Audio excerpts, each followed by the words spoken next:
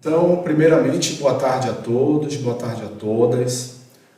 Em primeiro lugar, eu gostaria de agradecer à comissão organizadora do evento Semana Integrar. Eu acredito que esse é o tipo de atividade que deva, de fato, ser promovida pela Universidade do Estado do Amazonas, e não só a Escola Superior de Tecnologia, mas como todas as outras escolas que fazem parte da UEA, porque eu acho que a participação dos alunos iria ser assim em massa. E eu estou aqui hoje para falar para vocês sobre a elaboração de projeto de pesquisa científica. É isso que a gente vai ver nessas próximas 2 horas de mini-curso. Esse curso, ele também é um curso que eu retirei de dentro de um outro curso que eu ministro na pós-graduação do Clima e Ambiente. E o curso que eu ministro na pós-graduação, só para vocês terem uma ideia, é alguma coisa da ordem de 12 horas, 10 horas. Então, nessas 2 horas que a gente vai ter aqui, 1h30, vai ser algo no sentido geral, tá certo? Da elaboração de projetos científicos. Então, quem sou eu? Eu sou meteorologista de formação pela Universidade Federal do Pará. Eu tenho mestrado e doutorado em meteorologia pelo Instituto Nacional de Pesquisas Espaciais. Tenho um pós-doutorado em ciências atmosféricas pela Universidade de São Paulo. Eu sou professor do curso de bacharelado em meteorologia na Escola Superior de Tecnologia desde 2008. Então, mais de 10 anos eu estou aqui na Universidade do Estado do Amazonas. Sou docente também e pesquisador do Programa de Pós-Graduação em Clima e Ambiente do Convênio INPA-UEA, que é o programa de pós-graduação conhecido como CLIAME. Estou lá desde 2010, 2011, e eu atuo em algumas áreas dentro das ciências atmosféricas, sobretudo na área de modelagem numérica de tempo e clima e mudanças climáticas na Amazônia. Okay? E nos últimos anos, me dedicado ao estudo e ao ensino da escrita e da comunicação científica. Então, desde a primeira vez que eu tive contato com essa, vamos dizer assim, metodologia de escrita e comunicação científica, eu tenho me encantado com o tema e tenho estudado e passei a ensinar. Peguei gosto pelo ensino desse método, e aí eu percebi que muitos alunos cresceram dentro do meu grupo. Depois eu passei desse grupo para um outro grupo um pouco maior, para ensinar também outros alunos, não apenas os alunos que participavam do meu grupo de pesquisa, e a recepção foi muito boa. Hoje tem um curso desse na graduação. Tá? E eu aprendi esse curso porque vocês podem estar perguntando, o meteorologista vai dar uma disciplina como essa, vai ministrar um curso como esse? Só para vocês terem ideia, eu aprendi, meu aprendizado inicial sobre a escrita de artigos científicos, ela veio de um médico. Eu aprendi com um médico inicialmente, depois com um biólogo e depois com um psicólogo, que foram cursos fantásticos que eu consegui fazer com pessoas dessas 3 áreas. Então, hoje eu estou aqui como meteorologista, mas vou falar em comunicação, escrita e comunicação científica.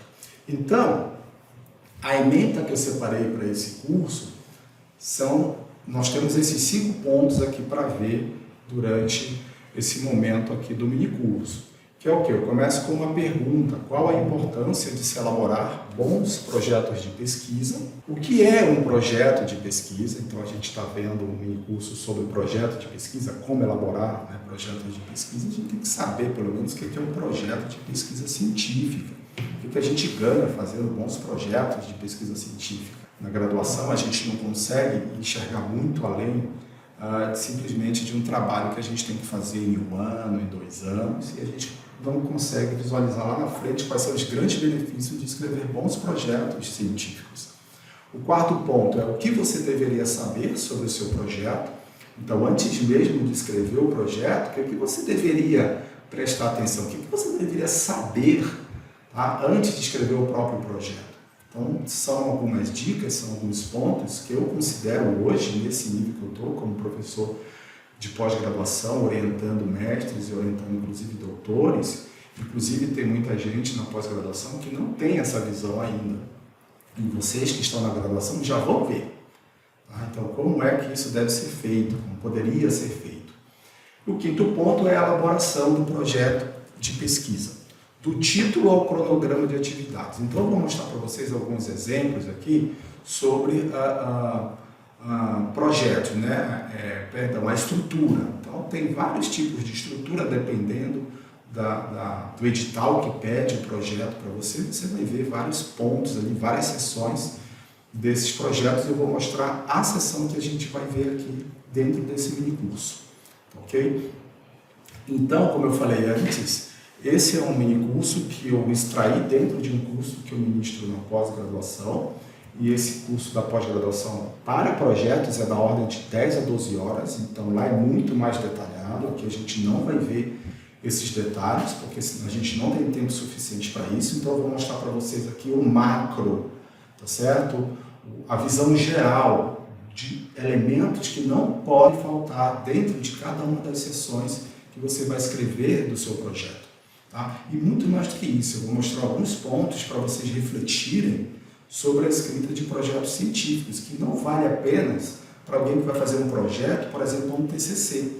Isso vai valer a pena para quem está pensando em fazer mestrado, doutorado, tá? Se tornar um pesquisador, um cientista que vai fazer pós-graduação, inclusive em universidades com conceito 6 e 7 da CAPES, que são as universidades que têm o maior conceito em termos de pós-graduação, porque eles fazem mais pesquisas de ponta nessa direção. Então vocês vão ver muitas coisas aqui que muita gente, inclusive na pós-graduação, não vê, tá certo? Porque na pós-graduação, muitas pós-graduações não tem esse tipo de curso lá dentro. Aqui vocês vão ver comigo essas informações para vocês refletirem também sobre.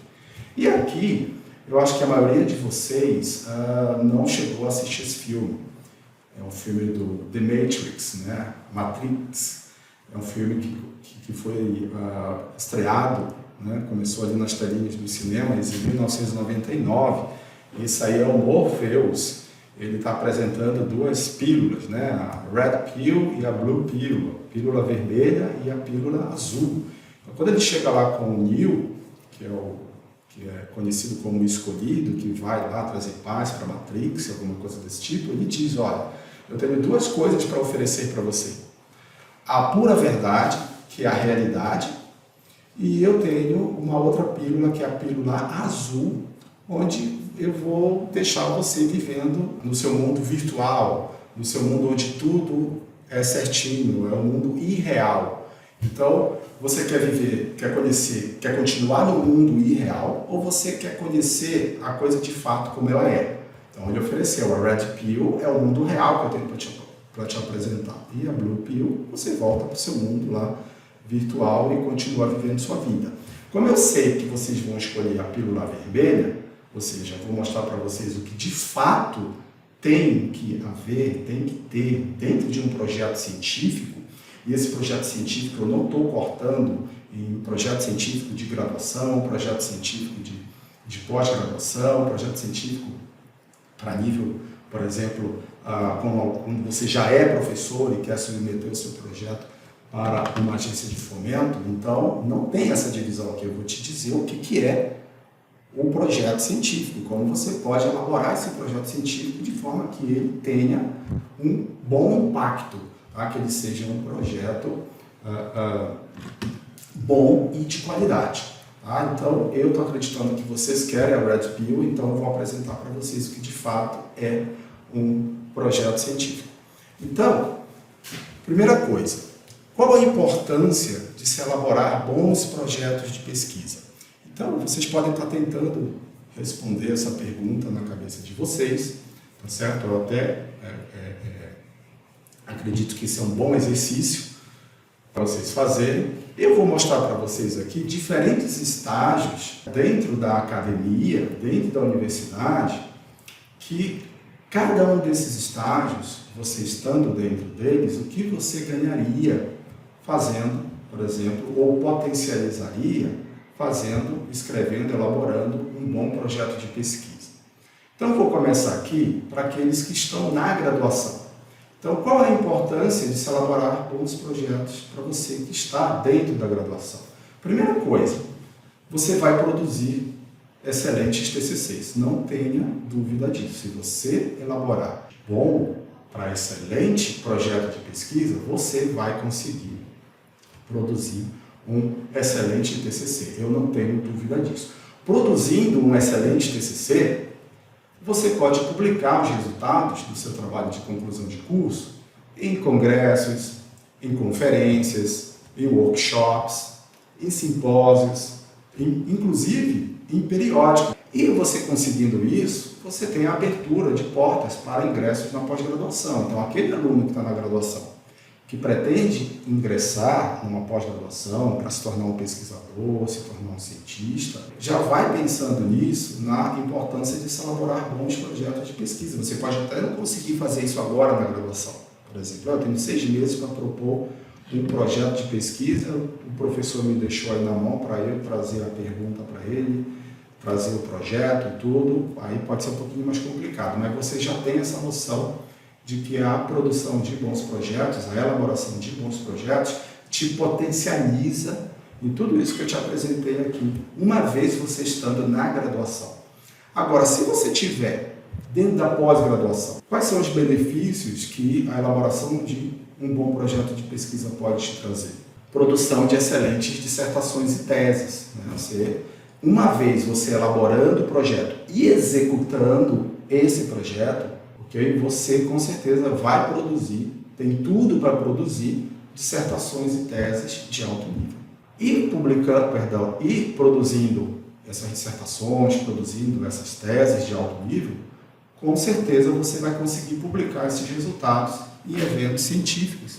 Como eu falei anteriormente, congressos, conferências, né? Uma vez que a gente tem aí o problema do Covid já resolvido. Mas você consegue facilmente publicar esses seus resultados, inclusive em revistas especializadas, que são os periódicos que você está vendo ali na caixa, no box de periódicos dentro da graduação. Tá? Então, você potencializa tudo isso. Você pode, inclusive, ser aprovado em concurso público e se tornar professor e pesquisador. É isso que você está querendo ser. Você vai para a pós-graduação, você quer ser pesquisador, professor, cientista. Para você dar o próximo passo, que é entrar na academia, fazer um concurso e tudo, você vai ter que fazer uma prova de temas que vão sortear para você e também vão olhar lá o seu currículo Lattes e vão olhar as publicações que você tem. Tá? E as publicações vêm ali. Tudo começou num projeto de pesquisa para você desenvolver a pesquisa e conseguir a publicação. Isso é para quem está na pós-graduação. Então, e quem já é professor? Sobretudo professor em início de carreira. Quando eu entrei na Universidade Estadual do Amazonas, em 2008, eu tinha já uma publicação, 2, num periódico internacional de ótimo nível, mas eu nem conhecia tudo isso que eu vou mostrar para vocês agora. Se eu já tivesse o conhecimento de tudo que eu vou mostrar para vocês agora, eu com certeza teria tomado uma outra direção para melhoria em termos de qualidade de pesquisa. Então, qual é a vantagem de se elaborar bons projetos de pesquisa, uma vez que você seja professor em início de carreira, sobretudo? Aprovar projetos em agências de fomento à pesquisa, como FAPEAM e CNPq, por exemplo. Conseguir recursos financeiros para apoiar as pesquisas, até porque quando você entra numa universidade como professor, você vai ganhar ali uma sala, uma mesa, com uma cadeira, um computador, mas se você quiser construir um laboratório de ponta, principalmente, você vai ter que ralar bastante, escrevendo projetos, aprovando esses projetos e conseguindo recursos a partir da aprovação desses projetos e executando os mesmos. Tá? Então, você tem esse potencial, uma vez que você seja professor, conseguir esses recursos financeiros para apoiar as suas pesquisas, né, por meio da aprovação desses projetos, dentro dessas agências de fomento, que eu falei para vocês, publicar artigos científicos, e uma vez que você publica artigo científico, você também pode ascender na carreira. Então, esse aqui é um retrato que eu trago para vocês, ok? Sobre a importância de se elaborar bons projetos de pesquisa. O que você ganha? em diferentes estágios da sua carreira. Vem a pergunta, o segundo ponto é o seguinte, mas o que é um projeto de pesquisa? Então, para elaborar bons projetos de pesquisa, eu tenho que saber pelo menos o que é um projeto de pesquisa. Então, a resposta é muito simples. Um projeto de pesquisa é uma proposta de solução para resolver o problema científico que originou a pesquisa. Não esqueçam disso. Todo projeto científico, ou 99,9% dos projetos científicos, projetos científicos de pesquisa científica, eles derivam de uma pergunta, eles derivam de um problema. A ciência, ela evolui a partir de soluções de problemas. Quando apareceu o problema com o Covid-19, o que aconteceu? Os laboratórios aí no mundo todo começaram a correr para resolver o problema. Qual o problema? O problema de se procurar, de se encontrar uma vacina que você pode melhorar ou aumentar a sua imunidade para combater o vírus. Foi um problema. Então, os pesquisadores, os cientistas correram atrás para resolver esse problema. Então, um projeto de pesquisa, ele deriva de um problema. E o projeto em si, ele é uma proposta de solução. Você vai desenvolver, você vai elaborar um documento que você vai dizer qual é esse problema e como você vai resolver esse problema. Então, ele é uma proposta de solução. Essa pergunta, esse problema científico, tem que ser inédito. Não pode ser um problema já respondido dentro da ciência. Então, se você fizer um TCC e vai responder, por exemplo, um problema científico que alguém já respondeu, que alguém já sabe a resposta, não vai ter problema. Tá? Que ali no TCC a pessoa quer saber se você consegue ali desenvolver, aplicar, desenvolver um problema, escrever um trabalho de conclusão de curso, usando lá o estilo científico para escrita, se você consegue aplicar um método, você consegue produzir resultados, que são as suas evidências, discutir esses resultados, apresentar, enfim.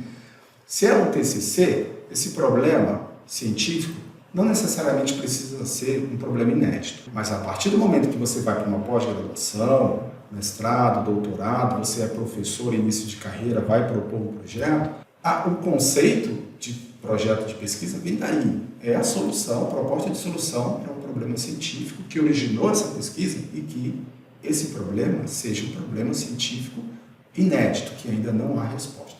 Então, sabendo-se disso, o que é um projeto de pesquisa e que ele parte de um problema, que você vai ter que propor uma solução para resolver ele, eu mostro aqui para vocês o que seria um bom projeto de pesquisa.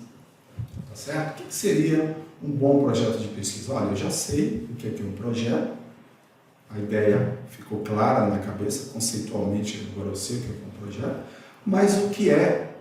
Como é que eu sei se esse projeto de pesquisa ele é bom ou não? Então, o primeiro ponto que eu trago aqui para vocês é o que eu já, inclusive, falei no slide anterior, que se trata da questão científica. Quanto mais inédita e original, melhor. Tá? O seu projeto científico ele vai ser mais robusto com relação ao problema que originou ele. Tem outras coisas para a gente discutir que também fazem parte do projeto. Então, tem outras sessões que vocês vão acompanhar aqui comigo, que fazem parte do projeto, mas eu estou tocando ali na base da pirâmide. E a base da pirâmide do projeto de pesquisa é a questão científica. A questão científica é inédita, ou seja, ninguém fez essa pergunta. Você está propondo responder algo que não existe resposta ainda. Lógico, para um TCC, é muito complicado fazer isso, vai depender muito do grupo de pesquisa que você está trabalhando, com o professor que você está trabalhando. Então, questão científica é inédita e original. Por que original? Porque, por exemplo, eu trabalho, eu vou dar um exemplo da minha área, vocês podem passar isso depois para vocês, porque a lógica é a mesma. Então, eu uso modelos numéricos, matemáticos, para resolver, por exemplo, problemas associados a mudanças do clima. Então, eu posso pegar, por exemplo, e fazer uma pergunta. Como o desmatamento afeta o clima na Amazônia? Isso é uma pergunta.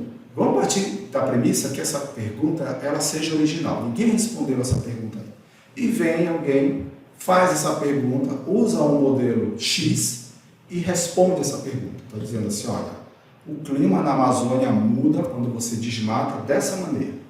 E ele usou o modelo X. Eu também sou da área de modelagem. Daí eu trabalho com o modelo Y. Aí eu vou fazer a mesma pergunta. E aí eu digo assim, olha, a pergunta, quando eu faço a mesma pergunta, só mudando o modelo, ou seja, mudando o método de solução, essa pergunta já deixa de ser inédita, ela não é mais inédita. Ela não é inédita e nem original. Vai ser inédita e original para a pessoa que fez a primeira pergunta. Então, às vezes, tem muita gente que aplica um método para um lugar e a gente vai lá, eu vou trazer esse mesmo problema que resolveram, por exemplo, lá para o estado de São Paulo, lá no Rio de São Paulo, no Rio Tietê, eu vou trazer aqui para o Rio Amazonas. E aí eu vou fazer a mesma pergunta que ele fez lá para o estado dele, eu vou fazer para mim, e é inédita a minha pergunta, não é bem assim. Ela pode ser até inédita por conta do ponto que você está trabalhando, que é o Rio, aqui é o Amazonas, mas ela não é mais original, que você pegou essa pergunta de outro lugar. Então, questão científica inédita e original já é um bom sinal para você ver se o seu projeto de pesquisa ele é bom. Segundo ponto, os objetivos têm que estar muito claros na hora de você propor o seu projeto de pesquisa. Eu vou, inclusive, mostrar aqui como é que a gente pode, de uma maneira bem simples, como é que a gente pode construir esses objetivos. O objetivo geral e os objetivos específicos que fazem parte ali do projeto de pesquisa. Então, objetivos claros. Metodologia forte e aceita pela comunidade científica, ou seja, a metodologia, vocês vão ver lá na frente comigo, que é uma seção, que é uma parte do seu projeto em que você tem que resolver, que você usa para resolver o problema. Então, você tem um problema que originou a sua pesquisa, como é que você vai resolver esse problema? Qual é o conjunto de procedimentos guiados pela lógica que vão te ajudar a resolver esse problema? E aí, isso faz parte da metodologia. Agora, essa metodologia que você está propondo para produzir os resultados, produzir as suas evidências e encontrar a resposta para a sua pergunta, ele é um método, ele é uma metodologia utilizada no meio científico? Se sim, ótimo. Se não, aí complica para o seu lado. Aí muita gente já não aceita. Executável no período previsto. Então você, quando vai estar elaborando um projeto de pesquisa científica, eu vou mostrar para você que você tem que ter uma parte de cronograma, e aí quando você coloca lá o que você vai fazer no tempo que você está prevendo para fazer, isso tem que ser, as ações têm que ser executadas dentro daquele período previsto. Então se você está montando um projeto para resolver em 6 meses, então você vai ter que elaborar ações para que você consiga alcançar o final do seu projeto e com relação à escrita também, seja do TCC ou de um artigo, para que ele acabe, vamos dizer assim, dentro daquele período previsto, ou seja, ele tem que ser executável dentro desse período. Um outro ponto, esse ponto é extremamente importante, ele tem que ter potencial para a publicação. Tá? Então, às vezes, é muito difícil você ter uma questão científica inédita e ao mesmo tempo original. Se você já conseguir uma questão científica inédita, mesmo não sendo original, já há um potencial enorme para você conseguir publicar os resultados da sua pesquisa. Se for original, mais ainda. Então é muito difícil o seu projeto não ter potencial para publicação se você tem uma questão científica, por exemplo, inédita. Então, saiba que para você ter, que seria um bom projeto, tem esses pontos, inclusive esse potencial para a publicação. Outra coisa, um projeto, ele tem que ser muito bem escrito. Você precisa utilizar a linguagem, o estilo científico de escrever. E o estilo científico de escrever, ele é até fácil. Ele, na verdade, nos ajuda muito, tá certo? A escrever o nosso projeto, o nosso artigo, o nosso TCC. O problema é que está faltando alguns cursos dentro de graduação e pós-graduação que mostrem como se fazer isso. Se você está trabalhando com um orientador que sabe muito bem isso, ele vai te ensinar, não tem problema nenhum. Você não precisa ter um curso, não precisa fazer um curso de redação científica, por exemplo, se você foi orientado por alguém que te ensinou. Mas a realidade não é essa. Tá? Tem muita gente boa dentro da pós-graduação orientando e que ensina como fazer, mas tem gente que não. E eu coloco eu como exemplo. Quando eu entrei na pós-graduação, mesmo tendo publicação, eu às vezes ficava em maus lençóis para orientar o aluno como escrever certas partes da própria dissertação. E eu tenho doutorado, já tinha doutorado. Então, o fato de alguém estar dando aula na pós-graduação, mesmo tendo título de doutor, não significa dizer que ele sabe bem isso. E o problema é que quando a gente aprende errado e aí dá certo, você acha que esse errado está certo e vai levando essa coisa errada para frente. Até alguém vir te dizer, não é assim. Então, esses são os pontos que eu queria colocar aqui para vocês sobre o que seria um bom projeto de pesquisa. Então, esses são os pontos aqui que eu considero bem relevantes para você saber quando o seu projeto ele tem um bom potencial. E agora eu vou entrar na parte aqui da estrutura de projetos científicos. Então, eu vou mostrar para vocês aqui alguns exemplos que a gente vê, por exemplo, na FAPEAM, iniciação científica, um programa de pós-graduação, mas eu vou mostrar aqui para vocês o que a gente vai ver nesse minicurso sobre a estrutura de projetos científicos. Então, primeiramente, eu queria falar de uma coisa aqui para vocês. Tem um estilo, método, na verdade, método, que se chama INRAD.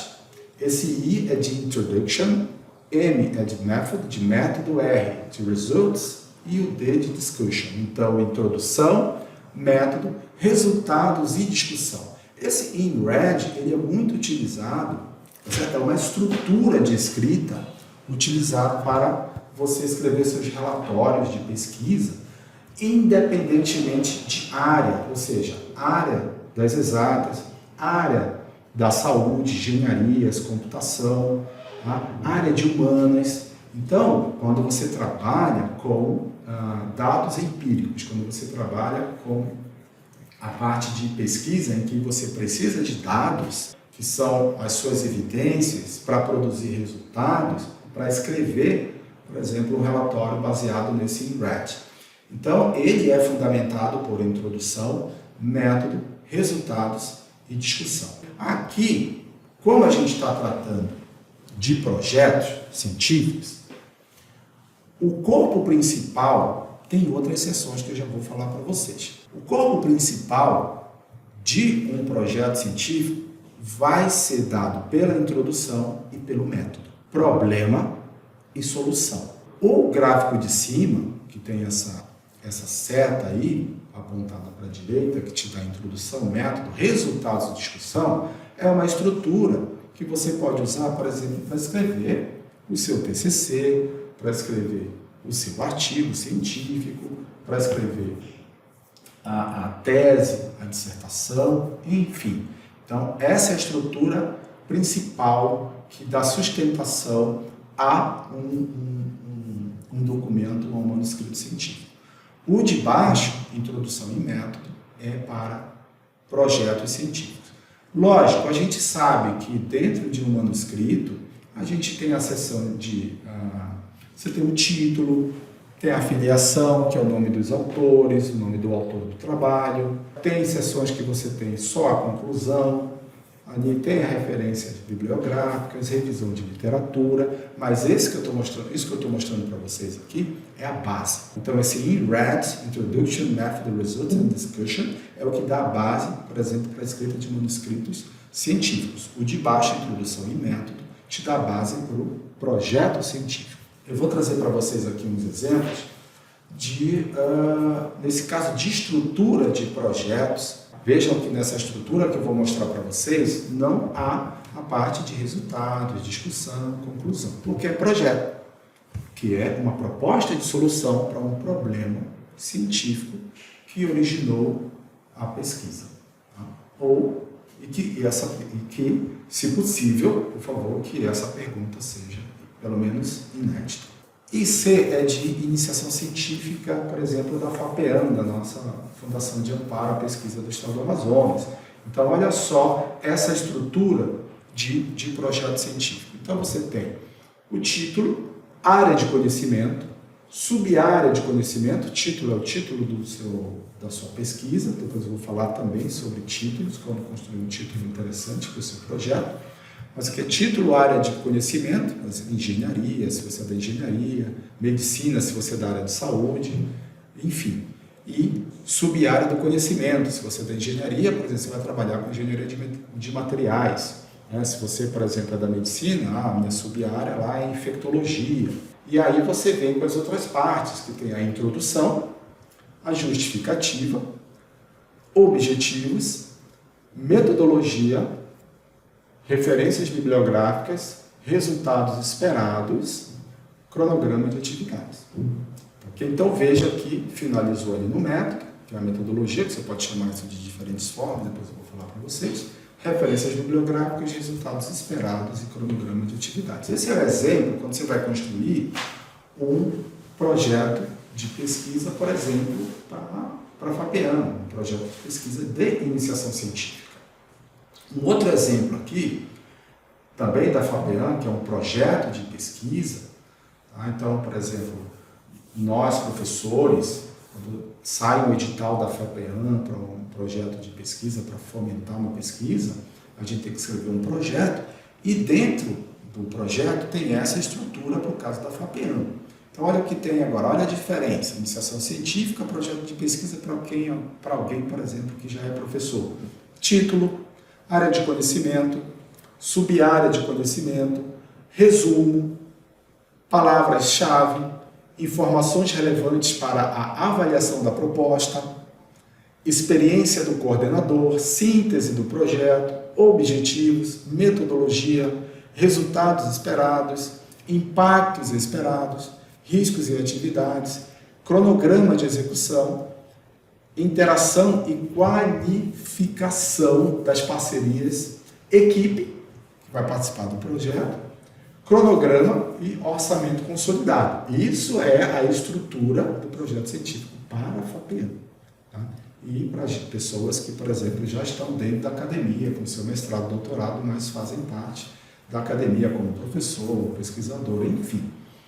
E aqui, um projeto de pesquisa do CNPq, a estrutura de um projeto de pesquisa do CNPq. Então, vocês já estão vendo que existem algumas diferenças entre essas estruturas.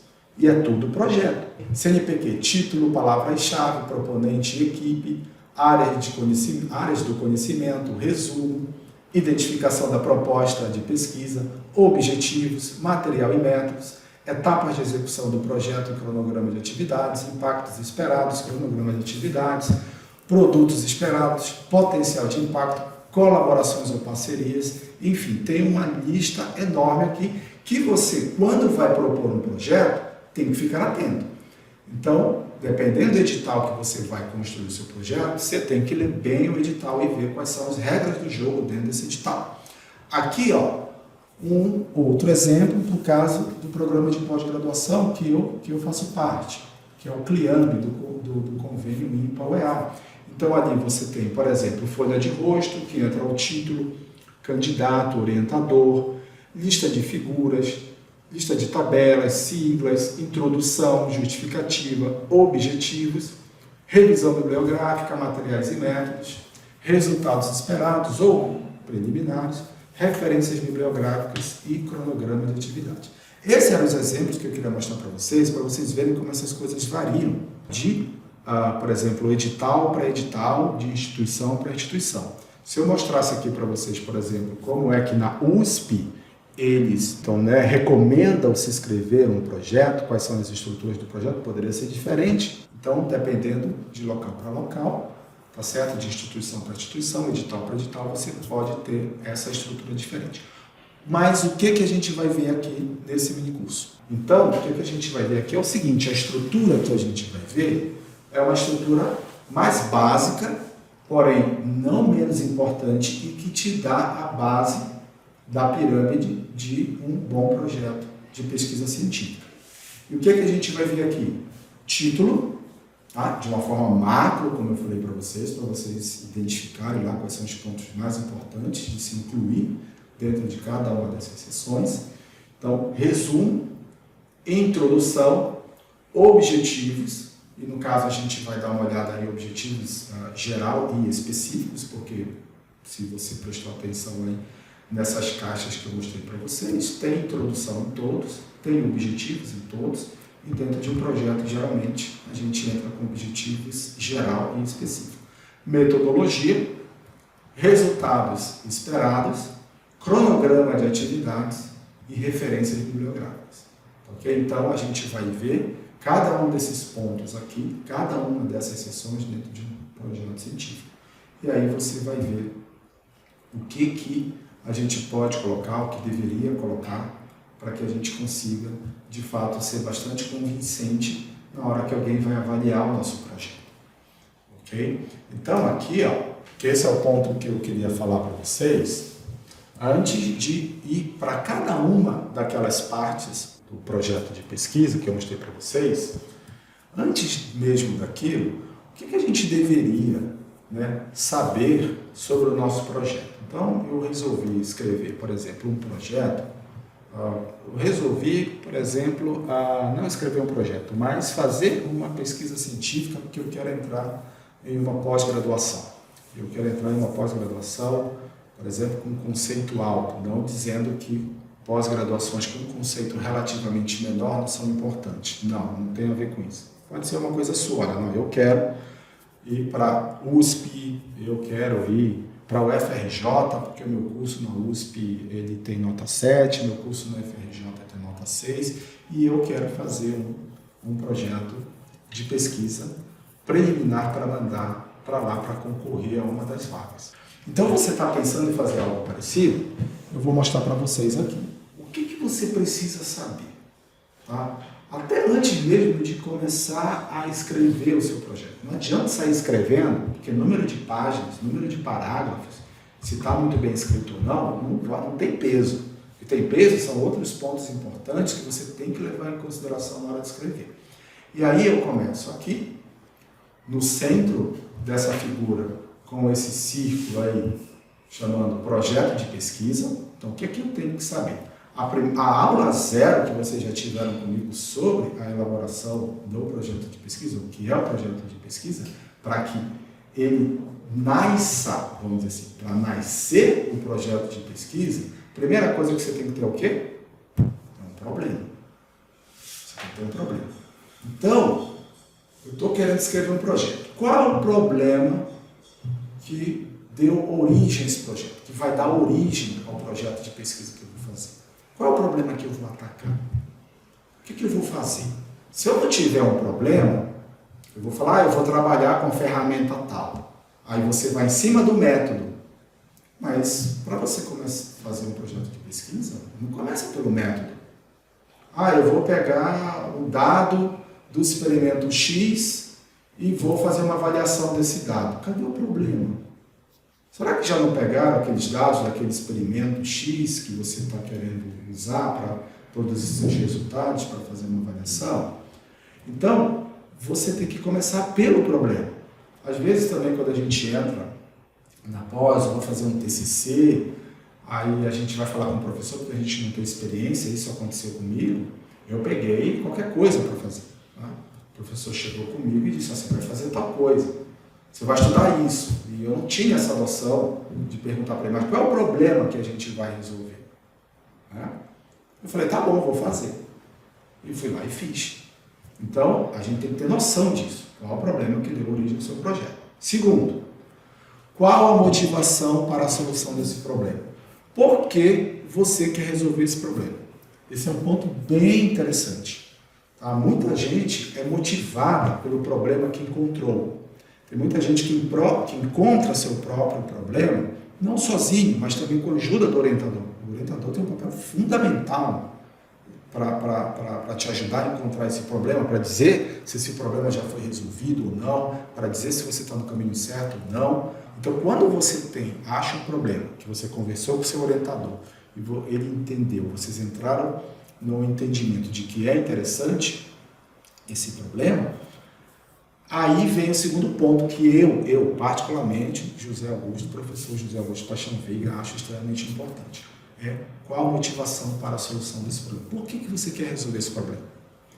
Eu costumo fazer os testes com alunos de graduação, quando eles estão apresentando, por exemplo, iniciação científica, TCC, e eu costumo perguntar qual é a motivação daquele aluno para resolver, qual foi a motivação para resolver aquele problema.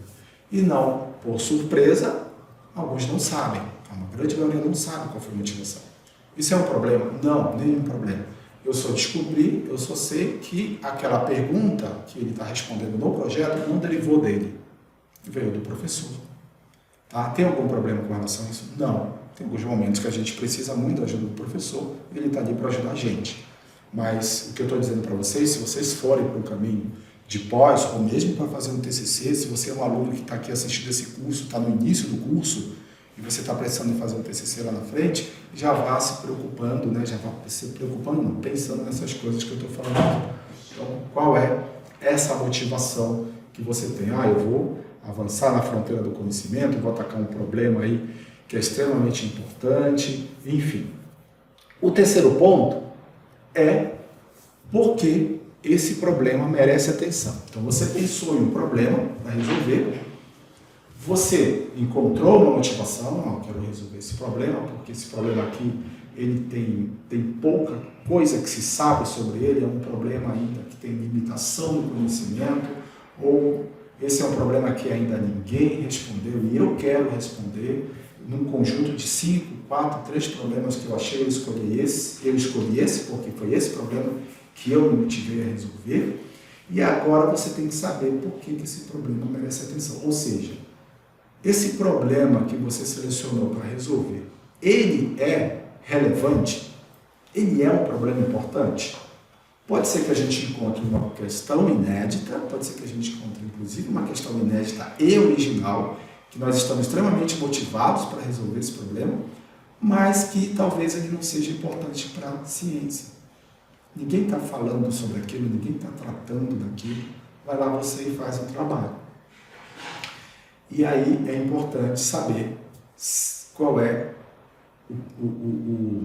a relevância, qual é a importância desse problema que você tem aí, que você quer escrever um projeto baseado nele.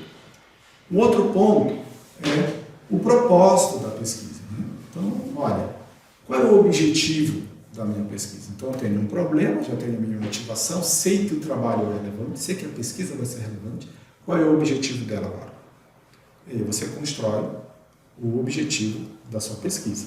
Então, você tendo esses 4 pontos que eu já te estou mostrando aqui, você já está num excelente caminho para escrever um bom projeto de pesquisa com um potencial muito bom de aprovação. Lógico, tem muito mais coisa aí que a gente vai conversar, mas já começou bem. Tá? E o outro ponto é lógico, como o problema vai ser resolvido, como eu vou atacar esse problema, qual é o método que eu vou utilizar para responder a minha pergunta. Esse é um ponto extremamente importante. O outro ponto é o que você espera encontrar. Isso tem tudo a ver com a parte de resultados esperados. Então, qual é o principal benefício de você desenvolver o projeto que você está propondo fazer? Ou seja, qual seria a implicação, um avanço que a sua pesquisa traria uma vez que ela estivesse pronta? Tipo assim, depois que eu resolver esse problema, que eu encontrar a solução, o que eu posso fazer depois que eu encontrar essa solução, que hoje, sem essa solução, eu não consigo resolver, não consigo avançar? Como eu vou avançar, uma vez que eu termine, que eu responda essa pergunta, que hoje eu não consigo esse avanço porque essa pergunta ainda não foi resolvida. Isso é bem difícil, não é fácil não. Como eu falei para vocês, eu vou trazer aqui, meu compromisso com vocês era de trazer a realidade e não uma coisa irreal, uma coisa ali no mundo da Alice no País das Maravilhas. Então é uma coisa que você tem que, de fato, pensar nisso daí. Então eu vou desenvolver esse projeto e qual é o benefício que ele vai trazer para a ciência, tá? Sobretudo. Então esses são os pontos que eu queria ter mostrado para vocês, que é antes mesmo de escrever o seu projeto de pesquisa. Tá tudo claro na cabeça com relação a isso? Beleza, eu vou avançar. Então, olha, eu já tenho um problema, já sei que é importante, eu tenho uma motivação ou não, motivação ela não é aspecto por exemplo, impeditório para você desenvolver o projeto. Você pode ter um problema, saber que ele é importante, saber qual é o objetivo, tá? Como você vai resolver esse problema, que é parte do método, e o que eu espero encontrar depois que eu resolver esse problema. São os resultados esperados. Então, depois que eu concluir a pesquisa, onde é que eu vou chegar? Então, ok. Então, aqui, o quinto ponto é a elaboração do projeto de pesquisa, do título ao cronograma de atividades. Então, essa é a parte aqui que está baseado naquele título, resumo, toda aquela estrutura que eu mostrei para vocês inicialmente, que a gente vai ver aqui, que eu vou mostrar agora. Então, do título ao cronograma de atividades. Então, vou mostrar para vocês do ponto de vista geral. Como eu falei para vocês, detalhes a gente não vai conseguir ver aqui, porque esse é um curso de no mínimo 10, 12 horas. Então, mas a gente vai ver algo que vocês vão poder entender o que está por trás de cada uma dessas sessões e o que você pode fazer para escrever essas sessões de maneira bem escritas e bem apresentadas, tá? Em termos de elementos que você precisa incluir dentro de cada uma das sessões. Como eu mostrei para vocês, esse box essa estrutura dentro dessa caixa é o que a gente vai ver aqui, né? Do título, na verdade, não é até o cronograma de atividades apenas, mas até a parte de referências bibliográficas. Lembrando uma coisa que eu acabei não comentando com vocês, que a gente não vai ver nada aqui a respeito de como é que eu escrevo isso na ABNT. Então, se é 2 centímetros para o lado direito, 2,5 centímetros para o lado esquerdo, 3 centímetros para cima, 3 para baixo, espaçamento duplo, esquece. A gente não vai ver isso aqui. A gente vai ver o que interessa. O resto é regra. Então, eu sigo a regra, se for para escrever no formato da ABNT ou não. Então, isso daí é com cada um, né? A gente tem que seguir essas regras para escrever o manuscrito. A gente não vai ver isso aqui. Vai ver o que importa, porque eu acredito que seja o que tem maior peso na hora da gente escrever um manuscrito tipo projeto, como eu vou apresentar aqui para vocês. Outra coisa, ele segue essa ordem, título, resumo, no documento, né? Título, resumo, introdução, objetivos, metodologia, resultados esperados, cronograma de atividades, referências bibliográficas. Só que a gente vai ver aqui, eu vou mostrar para vocês, uma ordem, ela não é inversa, mas é uma ordem diferente dessa aqui que vocês estão vendo. A gente vai começar por título, depois eu vou falar de objetivos, metodologia, resultados esperados, cronograma de atividades. Depois eu vou voltar para os outros 3 que sobraram. Então, vejam que a coisa vai ser diferente de como a gente escreve, tá? Então, vou falar para vocês um pouco da sessão de introdução. Então, poucos se importam com essa sessão. Lembrando, né, que eu mostrei para vocês ali, baseada no INRAD, né, que é aquela forma de se escrever os relatórios e manuscritos. Para o caso do projeto, a gente tem ali o que é a base, introdução e método. Se você tem uma excelente introdução e um método impecável, vamos dizer assim, você já construiu a base do seu projeto científico. Porque um é a apresentação do problema e o outro é a proposta de solução do problema. É isso que se baseia o seu projeto científico. São as duas partes que eu considero as mais importantes de um projeto científico. Então você não pode escrever de qualquer maneira essas 2 sessões. Então, é uma introdução, vai lá e contextualiza tudo. Não é assim. Você tem que ver que alguém vai fazer essa avaliação do seu projeto. E se você pegar alguém que conhece muito bem esse estilo, você pode ficar pelo meio do caminho e não saber o que aconteceu para o seu projeto ser rejeitado. Eu vou me basear no seguinte aqui, introdução. Ok? Então, a introdução, vamos lá, parte do projeto onde se mostra quais são os elementos que a gente não pode deixar de fora, não pode faltar dentro de uma boa introdução. Por exemplo, do que trata a pesquisa, ou seja, a sua pesquisa é sobre o quê? Você trabalha com o quê? Você vai fazer o que dentro da sua pesquisa? Então, a pessoa, quando pegar a sua introdução, ela tem que saber do que trata a sua pesquisa. Segundo, a necessidade dessa pesquisa. Por que ela tem que ser feita? Por que ela é importante? Que é o terceiro ponto. Qual a importância da pesquisa? Então, do que trata a pesquisa, da necessidade dessa pesquisa, da importância da pesquisa, o que se conhece sobre o tema que você vai trabalhar. E você só consegue incluir o que se conhece sobre esse tema que você vai trabalhar, vai atacar, está propondo desenvolver, se você ler. Se você não conhece a literatura sobre a área que você vai trabalhar, sobre o tema que você vai estudar, sobre problemas similares ao que você está pretendendo resolver, você não consegue escrever uma introdução convincente. E o leitor, que é o seu avaliador, ele percebe isso. Tá? Então, o que se conhece sobre o tema é extremamente importante também. Questionamento e objetivo da pesquisa. Questionamento é o problema que deu origem à sua pesquisa. Então, e o objetivo. Aqui, ó, como estruturar a introdução. Então, como eu falei para vocês, a gente vai ver alguns aspectos gerais. Então, imagine que a sua introdução é esse triângulo. Tá? Então, dentro da sua introdução, você pode começar com aspectos gerais e vai afunilando de forma específica dentro da sua introdução. Você começa com geral e vai afunilando até você apresentar o problema e o objetivo do seu estudo. Por exemplo, na parte geral, você pode colocar do que se trata a pesquisa. Então, por exemplo, quando eu vou trabalhar com parte de mudanças climáticas é uma coisa muito geral. Então, dentro de mudanças climáticas, eu vou tratar do quê? Eu vou tratar, por exemplo, da parte de desmatamento na Amazônia e mudança do clima na Amazônia. Então, em algum momento, eu vou ter que contextualizar que eu vou trabalhar com desmatamento e clima na Amazônia. Mostro também a necessidade dessa pesquisa, por que é importante também se desenvolver essa pesquisa, qual é a necessidade, o que a gente sabe, o que a gente não sabe que precisa saber e por que é importante conhecer isso. Então, nesses aspectos gerais, a gente começa assim. A parte específica, eu vou entrar com background, que é o que se conhece sobre o tema. Então, eu li vários artigos científicos sobre questões de desmatamento e clima na Amazônia.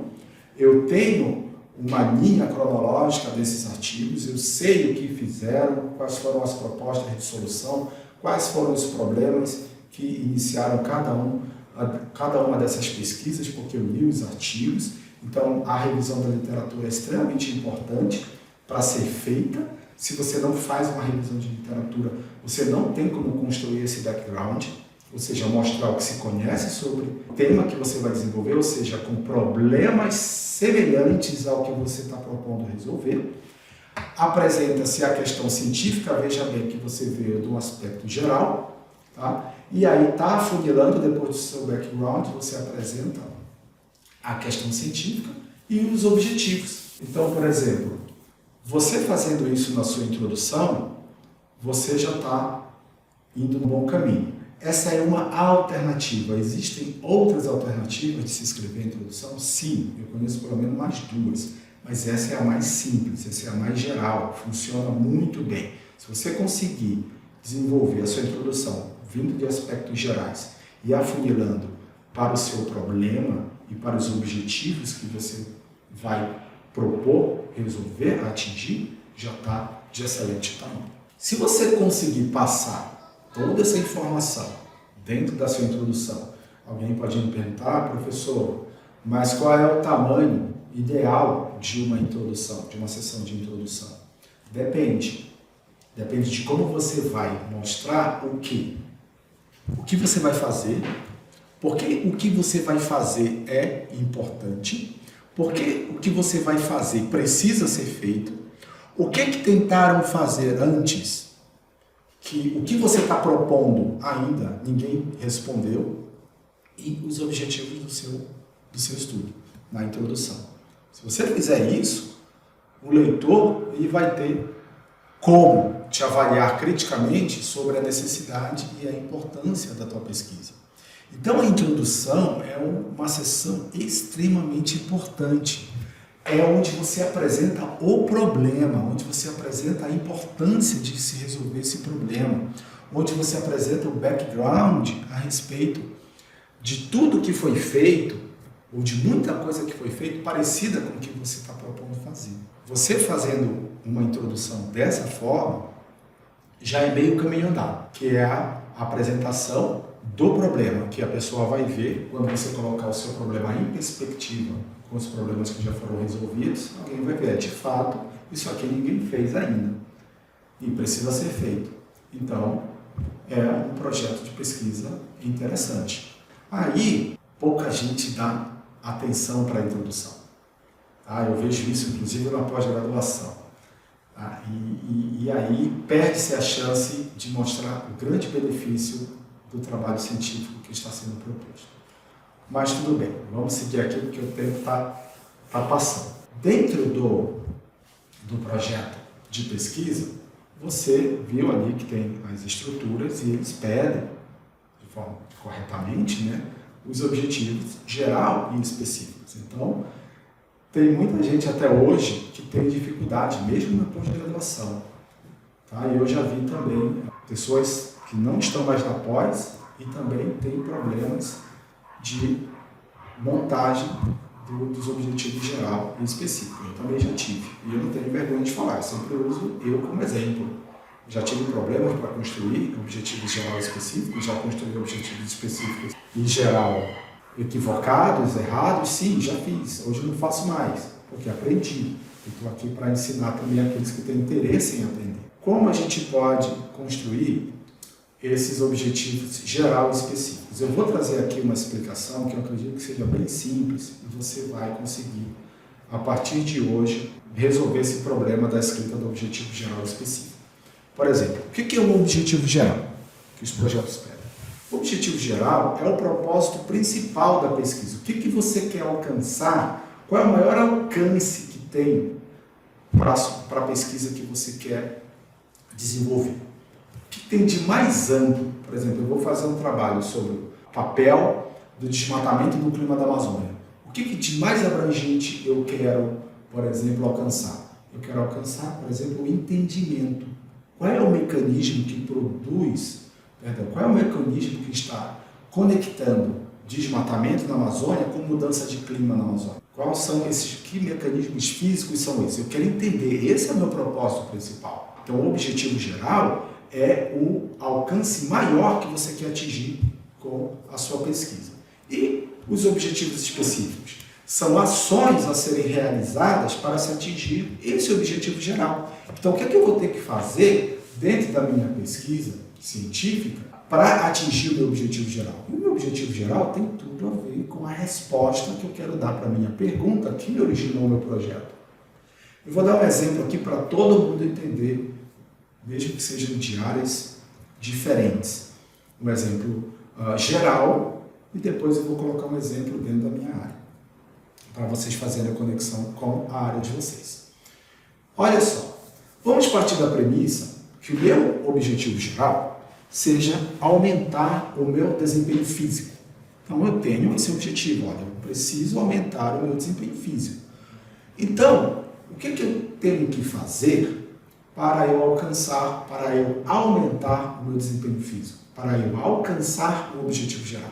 Então eu vou propor algumas ações para eu alcançar o meu objetivo geral. Que ações podem ser essas? Por exemplo, eu posso ter um primeiro objetivo específico, seguinte: eu vou praticar exercícios físicos.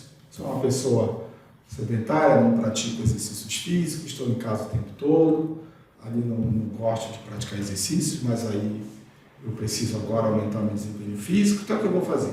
Praticar exercícios físicos. Então eu posso fazer caminhadas, posso fazer Cooper, posso fazer musculação. E notem que a prática de exercícios físicos, ela vai me ajudar o quê? A alcançar o meu objetivo geral. Ela vai me ajudar a aumentar o meu desempenho físico. Posso fazer mais coisas? Posso. Posso, por exemplo, praticar esportes. Eu posso fazer natação, eu posso fazer ciclismo, posso fazer basquete, posso começar a aumentar minha frequência para jogar voleibol, para jogar futebol de campo, futebol de salão. E veja que é uma ação que vai contribuir para que eu alcance o meu objetivo geral. Eu posso, inclusive, me alimentar melhor. Eu sou uma pessoa que não come frutas, não come verdura, então eu vou fazer uma mudança completa aí no meu estilo de vida. Para quê? Para que eu alcance o meu objetivo geral. Que é qual? aumentar o meu desempenho físico. Você pode se perguntar, qual é o meu mínimo de objetivos específicos para que eu possa dizer, olha, beleza, não preciso mais de objetivos específicos e porque eu coloquei 10 objetivos específicos, eu coloquei 5 objetivos específicos. Depende. Depende do quê? Depende do seu objetivo geral. Por exemplo, se 2 objetivos específicos aqui já iriam fazer eu alcançar, por exemplo, o aumento do desempenho físico, eu pararia aí no segundo objetivo específico. Não precisaria de outro. Então, depende do que você precisa fazer como objetivo específico para alcançar o objetivo geral. E fechou. Não precisa colocar vários. Eu conheço objetivos específicos, que a pessoa colocaram 2 objetivos específicos para alcançar o objetivo geral. Resolvido, não tem problema. Não precisa colocar mais nada. Às vezes a gente quer inventar alguma coisa, colocar mais achando que quanto mais coisa tiver, melhor. Não. Eu poderia colocar aqui o objetivo D, por exemplo. D de dado. Assistir mais TV. Por que eu assistindo mais TV eu vou aumentar o meu desempenho físico? Está errado, isso não deveria nem estar lá. Então tem muitas vezes que a gente quer colocar mais informações para dizer, olha, eu tenho vários objetivos específicos, o que significa dizer que eu vou trabalhar bastante. E aí achando que a quantidade é a qualidade. Para você enxergar isso de uma forma simples na sua cabeça, o objetivo geral é o grande propósito. Objetivos específicos são as ações que você vai realizar para alcançar o seu objetivo geral. Aqui é o exemplo da minha área, e aqui eu estou dizendo o seguinte, o meu objetivo geral é o seguinte, entender como o desflorestamento e o aumento na concentração dos gases estufa impactam o clima na Amazônia. No final das contas, eu estou querendo saber, olha, o clima da Amazônia, ele muda quando eu desmato e ele muda quando eu aumento a concentração de gases de efeito estufa. Se eu estou pesquisando nessa linha, eu já tenho construído na minha cabeça uma hipótese, que no outro dia a gente pode conversar sobre, que sim, que esses 2 fatores vão, de fato, impactar o clima da Amazônia. Agora, eu preciso fazer algo para eu alcançar o objetivo geral. Então, o que eu fiz? Eu vou quebrar em 3 partes. Primeiro ponto, que é o objetivo específico A. Eu vou avaliar como o desflorestamento modifica o clima na Amazônia. Olha, veja que desflorestamento está dentro do objetivo geral. Eu quero saber como o desflorestamento modifica o clima na Amazônia. Ou seja, se eu executar esse meu objetivo A, ele vai contribuir para eu alcançar meu objetivo geral? Sim, ele vai. Ok? Objetivo específico B. Avaliar como o aumento na concentração de gases estufa modifica o clima na Amazônia. Ele é um outro objetivo que também me contribui para atingir o objetivo geral.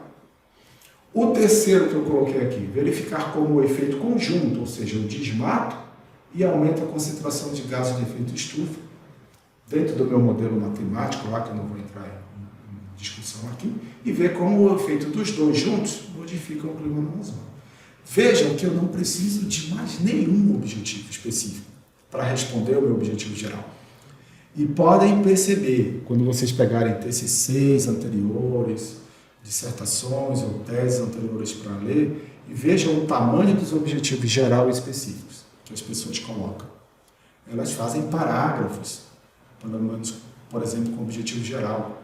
E aí o objetivo principal se perde dentro de todo aquele parágrafo que a pessoa coloca. E quem lê não entende. Vai precisar ler toda a tese, toda a dissertação, todo o TCC para entender qual era o objetivo geral do trabalho, do estudo. Tá? Então vejam que aqui eu não coloquei período, eu não coloquei o modelo que vou utilizar, não disse se esse trabalho é de campo ou não falei nada.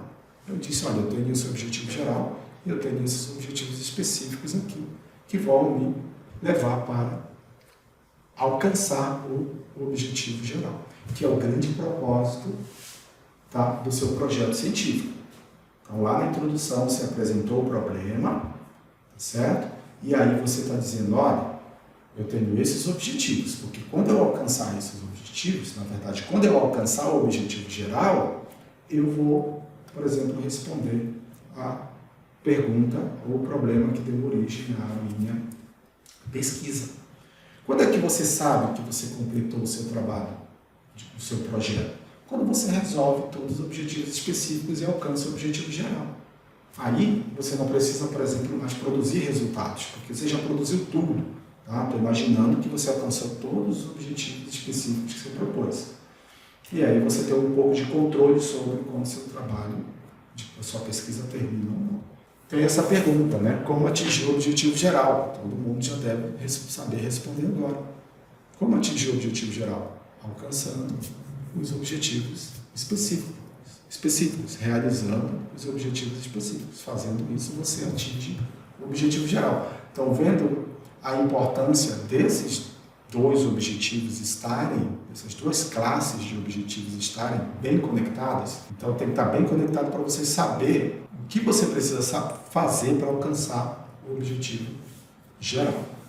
Então, dito isso, a gente vai para a parte da metodologia. Lembrando que introdução e metodologia, ou materiais e métodos, ou delineamento metodológico, chamem como acharem mais interessante chamar essa sessão, são as duas partes dessa estrutura do NRED extremamente importantes para você ter um projeto ali bem construído. E agora a gente vai falar, eu vou falar um pouco para vocês sobre metodologia.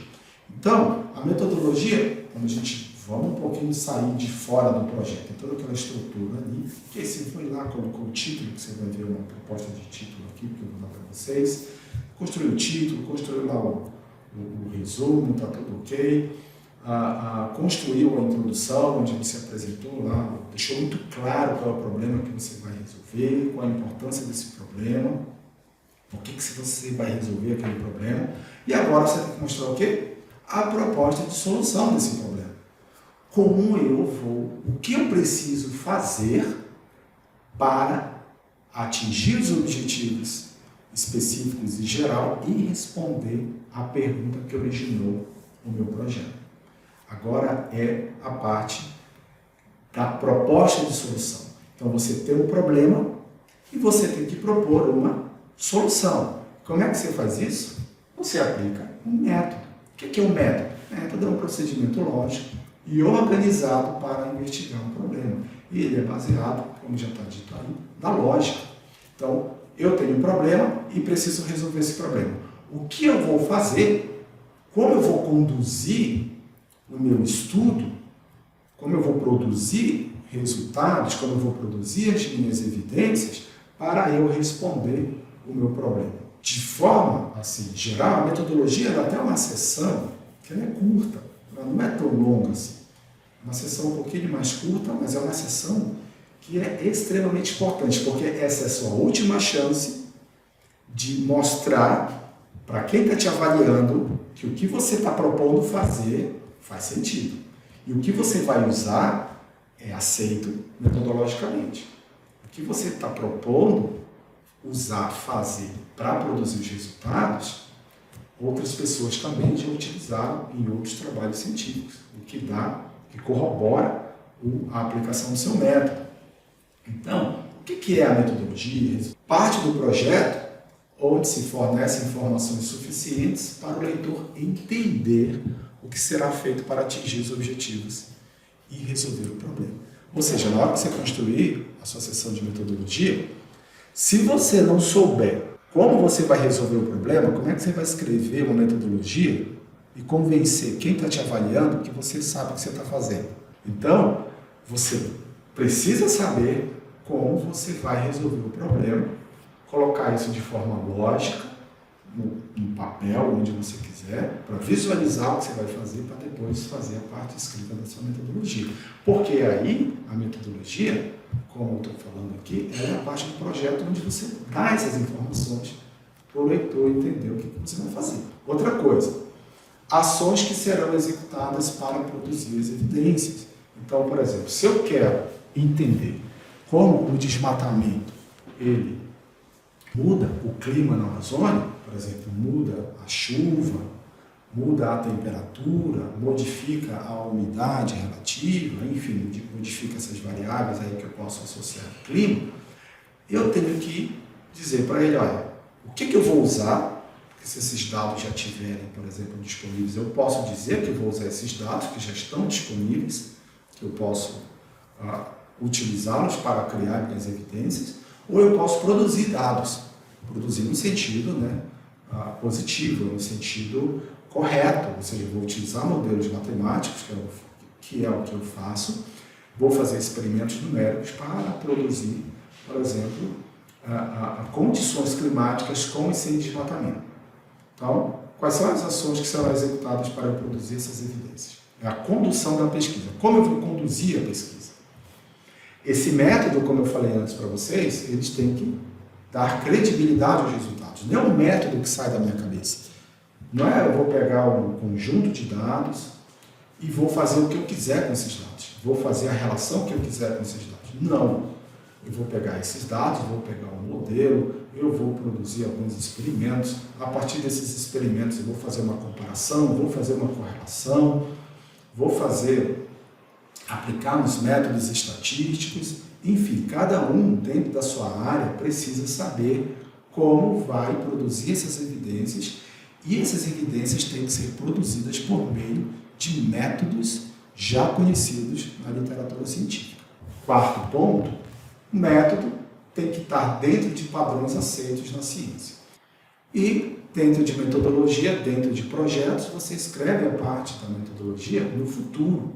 O tempo verbal que você usa, quando você for escrever a sua metodologia, você usa o tempo futuro. Você fará simulações, você utilizará alguns dados, você aplicará um método estatístico. Então, é o que você está propondo para fazer. Aqui é um exemplo, é uma alternativa, ok? Sobre como é que você pode, antes de escrever a sua metodologia, antes mesmo de escrever a sua metodologia, o que você pode fazer? Bom, você pode, primeiramente, elaborar um fluxograma com o delineamento geral da sua metodologia. Ou seja, que fluxograma é esse? Primeiro você tem que entender como você vai resolver o seu problema, tá certo? E você tem que entender no macro. Não adianta eu vou começar escrevendo, por exemplo, a área de estudo. Por que eu vou escrever área de estudo? Não, porque todo mundo escreve área de estudo. Mas será que para mim eu preciso escrever área de estudo? Ah, mas todo mundo escreve, então você vai lá e escreve também. Aí você constrói a área de estudo. E agora, o que é que eu vou fazer? Ah, você vai falar sobre os dados. Que dados? O que você vai fazer com esses dados depois? Que método você vai aplicar? Então, é bem interessante você construir um fluxograma antes mesmo de escrever sua metodologia, para você se convencer de que você entendeu como você vai resolver o problema. Aqui, por exemplo, meu delineamento metodológico. Eu tenho o seguinte objetivo: avaliar como o desmatamento na Amazônia, o desflorestamento na Amazônia, impacta o clima.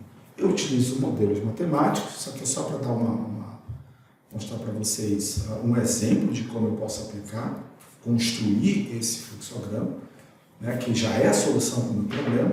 Então eu falo, experimentos numéricos com o modelo MOD. Eu vou fazer 2 experimentos. Eu vou fazer um experimento que eu estou chamando de EXP1 aqui, onde eu vou deixar a Amazônia com floresta. E eu vou fazer um outro experimento EXP2, onde eu vou tirar a floresta amazônica. No meu primeiro experimento, eu vou fazer uma integração numérica de 30 anos, você não precisa saber disso, ok? Isso aqui é só para você entender o que está por trás da ideia de construir um fluxograma antes de escrever a sua seção de materiais e métodos. Vou fazer uma simulação de 30 anos também, com o experimento sem floresta amazônica. E essas 2 simulações vão me dar uma condição de clima para uma Amazônia com floresta e uma condição de clima com a Amazônia sem floresta. Vou produzir vários resultados. Tenho 30 anos de dados ali que eu produzi dentro do meu laboratório, que é o meu modelinho matemático. E agora, depois que eu terminar essas simulações, o que eu vou fazer?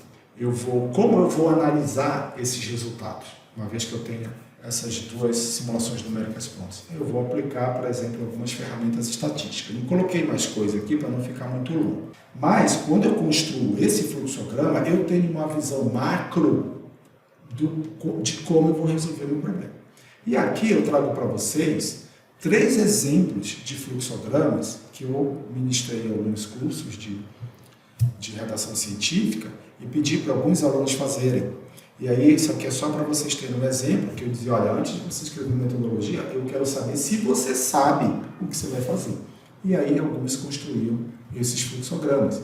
E olhando para o próprio fluxograma, eu consigo ver se o estudante, se ele sabe ou não o que ele vai fazer. É muito fácil de verificar uma vez que a gente sabe. Então, alguns são bem interessantes, outros não, precisam ser melhorados. Então, uma vez com esse fluxograma, você pode escrever o seu primeiro parágrafo da sua sessão de materiais e métodos ou metodologia baseado nesse fluxograma. Imagine que você escreva o seu primeiro parágrafo, ele não seja, por exemplo, a sua área de estudo, mas ele seja, sim, um parágrafo que está descrevendo o que você vai fazer para atingir os seus objetivos. Imagina alguém que vai ler o seu projeto de pesquisa, no primeiro parágrafo, ele já sabe o que você vai fazer.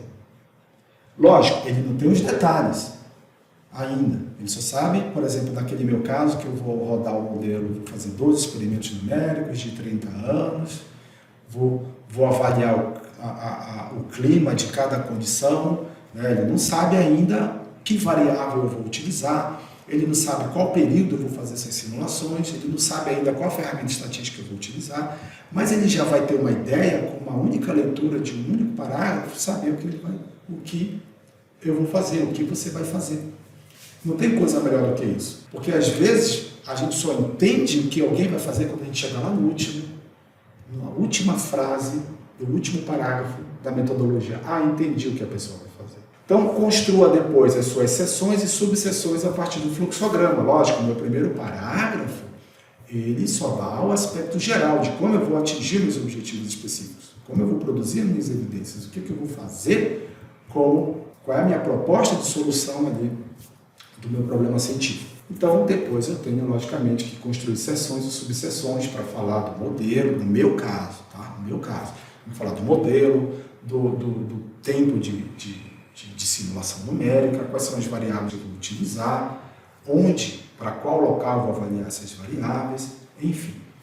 Então, construa as seções e subseções a partir do fluxograma. Esse aqui é extremamente interessante, que também está no fluxograma, que cria uma seção para explicar como vai avaliar os resultados. Então, geralmente a gente fala que vai utilizar dados de algum local, vai utilizar um equipamento para registrar algum tipo de informação num período X, num local Y, e diz o que vai registrar, mas depois não diz o que vai fazer com esses dados. Então é importante que você tenha uma sessão, que inclusive seja a sua última sessão da parte de metodologia, explicando como você vai avaliar esses resultados.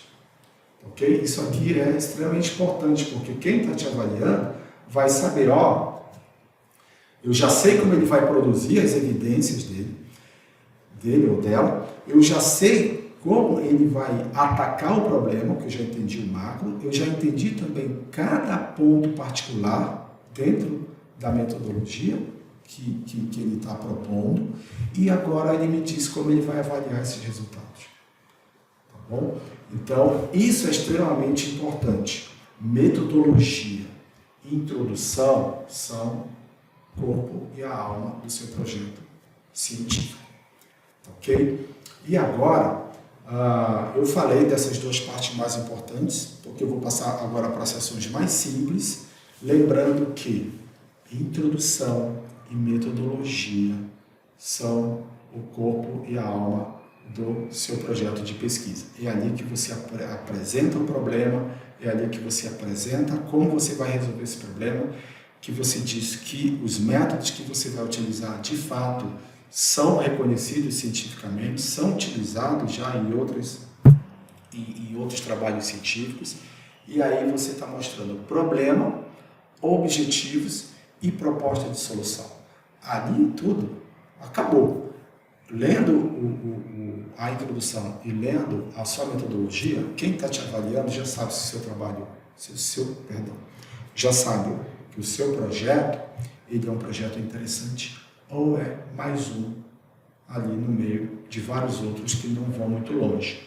Uma coisa que eu esqueci para vocês, de falar, é até meio duro assim, né? Mas eu aprendi muito com isso. Perguntas fracas levam a projetos fracos. Então, não se concentre em responder perguntas que já foram respondidas ou perguntas que não vão te levar para lugar nenhum. Perguntas fracas, questionamentos científicos fracos vão te levar a resultados, a um projeto fraco e a resultados fracos e conclusão igualmente fraca. Resultados esperados. Eu preciso escrever uma seção de resultados esperados. Por exemplo, se o meu edital ele exigir, o que você espera alcançar quando você tiver a sua pesquisa finalizada? Tá bom? Então, aqui, função dessa seção. É uma função muito curta, ali meia página você consegue incluir, tá certo? Tem gente que gosta de encher linguiça, escrever um monte de coisa, não tem problema desde que esteja correto, que esteja ok. Mas qual é a função da seção de resultados esperados? Apresentar os impactos esperados a partir da conclusão da sua pesquisa. Veja bem, a partir da conclusão. Você tem uma proposta de solução de um problema inédito ali científico. Então, o que você espera alcançar uma vez que o seu resultado, uma vez que a sua pesquisa seja concluída? Outro ponto. Já até acabei de falar. Uma vez com a pesquisa completa, o que você espera impactar? O que você espera mudar? O que você espera encontrar? O que você vai poder fazer a partir daquele momento que antes, sem o resultado da sua pesquisa, não poderia ser feito? Então, você precisa imaginar quais são os benefícios que a sua pesquisa ela vai trazer, seja para a ciência ou para a sociedade. Então, esse é o papel da seção de resultados esperados. O que você espera alcançar uma vez que a sua pesquisa seja ou esteja concluída. Vou dar um exemplo aqui bem simples para a gente entender. Então, por exemplo, eu posso colocar dentro da minha seção de resultados esperados o seguinte, baseando-se sempre na minha área de pesquisa. Tá? E depois vocês podem aplicar para a área de vocês também, sem problema nenhum. A lógica é a mesma. O INRAD, ele é para ciências exatas, humanas, da terra, médicas, saúde, enfim. Primeiro ponto que eu coloquei aqui. Entender melhor a relação entre o desmatamento e as mudanças do clima na Amazônia. Então, uma vez que a minha pesquisa, que eu estou propondo como projeto, ela seja concluída, o que eu espero alcançar? Depois que eu responder a minha pergunta, então eu estou dizendo aqui, eu vou entender melhor a relação entre o desmatamento e as mudanças do clima na Amazônia. Segundo ponto, eu quero contribuir para a elaboração de políticas públicas para a mitigação dos efeitos do desmatamento da floresta amazônica no clima regional. Eu posso contribuir dessa maneira também, uma vez que a minha pesquisa seja pronta. É interessante você ter os resultados esperados, até assim, bem fortes mesmo, que é para chamar a atenção da pessoa que está te avaliando e, ao mesmo tempo, lógico, você tem que conseguir alcançar isso que você está propondo a partir do método que você está ali, que você elaborou para resolver o seu problema, que você elaborou, que você está propondo para alcançar a solução para o seu problema. Eu poderia colocar aqui também, por exemplo, avançar a fronteira do conhecimento a respeito do tema. Posso colocar também. Ok? Então, a parte de resultados esperados, sempre imagine assim. Não é o que você vai produzir dentro da sua pesquisa. Eu vou produzir um campo que vai mostrar a relação entre clima e desmatamento. Não. É o que você espera de resultado uma vez que a sua pesquisa esteja concluída. Então, você tem que pensar além da pesquisa. Por isso que não é simples. Por isso que eu falei para vocês, pílula azul, pílula vermelha. E aí a pílula vermelha eu estou mostrando. Tá? Que eu estou usando, vamos dizer assim. Então, vá além, tentar enxergar além ali dos resultados que você vai achar dentro do seu, durante a evolução, o desenvolvimento da sua pesquisa. Depois de você concluir o seu trabalho, e agora? O que você vai impactar? Bom, enfim, então vamos lá. Cronograma de execução, tá certo? Você precisa ter um cronograma de execução bem assim, montado, tá? Porque o cronograma de execução, ele é, por exemplo, aqui um quadro, né, com uma descrição detalhada das ações e atividades que serão realizadas ao longo do projeto. Por exemplo, o que não pode faltar? A divisão do projeto em etapas, tempo para a execução dessas etapas. Isso facilita a execução do projeto e de quem o avalia.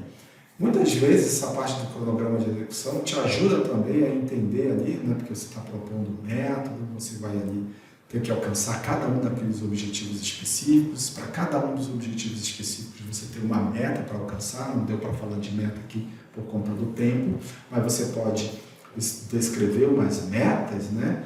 Então, tenho várias metas e submetas para que eu alcance um objetivo específico. E aí, uma vez alcançando um objetivo específico, eu estou contribuindo para o objetivo geral. Então, eu tenho que fazer tudo isso para cada um dos objetivos específicos. Então, aqui tem um exemplo que é uma recomendação, né? Inclua as atividades do projeto na vertical e o tempo de execução na horizontal. Então, aqui é só um exemplo que eu estou mostrando para vocês. Por exemplo, uma atividade de 12 meses. Revisão de literatura, faça isso sempre, não deixe de ler, leia sempre. Revisão de literatura, ela tem que ser feita de uma forma contínua, ok? E aí você pode incluir aqui que você vai fazer sua revisão de literatura, você vai ler os artigos, enfim, durante todo o processo de desenvolvimento da sua pesquisa. Aquisição de dados, eu estou colocando aqui no mês 1, simulação numérica de controle, que você não precisa saber o que é, mas eu estou colocando aqui para o mês 2 e 3. Depois, simulação numérica de sensibilidade, análise dos resultados, escrita da dissertação, ou tese, ou TCC, enfim. A gente sabe que esse tempo aqui para a tese é muito maior, mas como é um exemplo aqui, vou até considerar um TCC, por exemplo, e a defesa. Então, aqui, você está, por exemplo, construindo um cronograma de execução, e fique sempre de olho no seu cronograma de execução.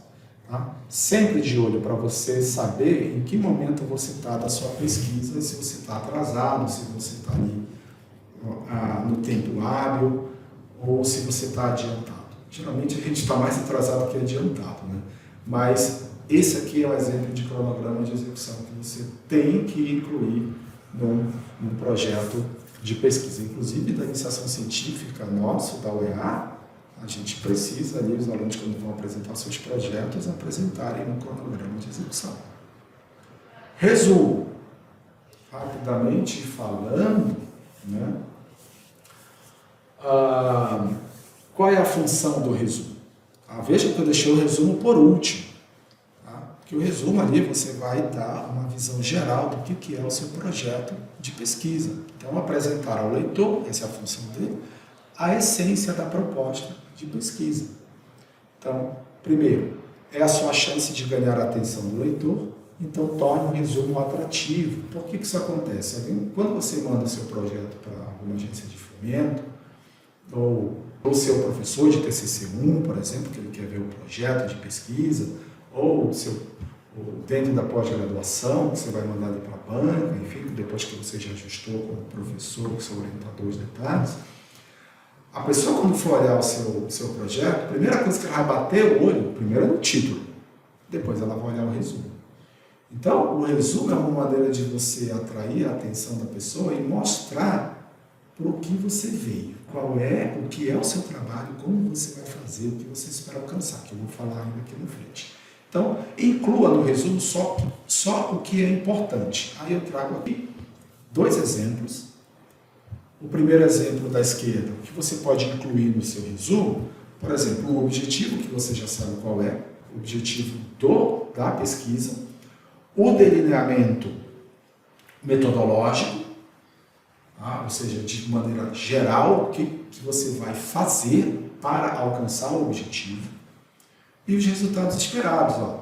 Se você usar uma frase para o objetivo, 2 frases para delineamento metodológico, uma frase para resultados esperados, pronto, você tem um parágrafo de 4 frases, bem pequeno, bem direto, dizendo o que é o projeto de pesquisa, qual é a sua proposta ali dentro daquele projeto. Uma segunda alternativa, existem várias, eu só trouxe 2 aqui para vocês, existem várias outras, mas uma segunda boa alternativa é você apresentar a lacuna do conhecimento, que é o seu problema. Ou seja, o que você está pretendendo resolver? O que você está pretendendo responder? Então, o que você está pretendendo atacar? Lacuna do conhecimento, que pode ser, por exemplo, o seu questionamento científico. Depois, o objetivo, delineamento metodológico, tem que ter objetivo, delineamento metodológico e resultados esperados. Lacuna do conhecimento é porque você tem que dizer o que é a sua pesquisa, né? Basicamente, qual que é o ponto principal da sua pesquisa? Responder uma pergunta, tá? Uma pergunta científica. Esses são 2 pequenos exemplos que eu trago aqui para vocês, que como vocês podem construir o resumo de vocês, lembrando que é extremamente importante ter no mínimo o objetivo, delineamento metodológico para atingir esse objetivo e os resultados esperados. E como título é a função, apresentar ao leitor do que se trata a pesquisa. A primeira coisa que o leitor vai fazer quando ele pegar o seu projeto, seja um projeto lá, um pré-projeto para entrar numa pós-graduação, né, de interesse, um pré-projeto lá para o seu TCC, projeto de dissertação, de tese, até para pessoas que vão fazer um pós-doutorado, que terminaram o doutorado, também tem que fazer projeto para conseguir uma bolsa de pós-doc. Quando essas pessoas pegarem, esses avaliadores pegarem o seu projeto, a primeira coisa que eles vão olhar é o título. Então, por isso que eu estou colocando aqui a parte mais lida do documento. Inclusive, ela tem um destaque ali dentro do manuscrito, né? Ela é escrita em negrito, ela é escrita com letras grandes, assim, relativamente grandes, e é a parte que mais chama a atenção do leitor. Aqui, na hora de construir o título, seja muito claro, seja objetivo, não escreva títulos longos e confusos. Eu vou mostrar um exemplo aqui para vocês de escrita de um título, exemplo 01. Então você tem aqui, ó, isso aqui é um título fictício, tá certo? Que eu construí aqui para vocês entenderem o que é ser claro, objetivo, conciso e não confuso. Um estudo sobre os efeitos, esse é o título do meu projeto. Um estudo sobre os efeitos do desflorestamento na Amazônia, sobre o clima local e remoto, utilizando dados do experimento A, B, C, D e F, para o período de 2010 a 2020. Bom, todo projeto de pesquisa científica é um estudo. Então, por que eu vou colocar ali um estudo? Okay? Outra coisa, ali, por que eu tenho que destacar o nome do experimento?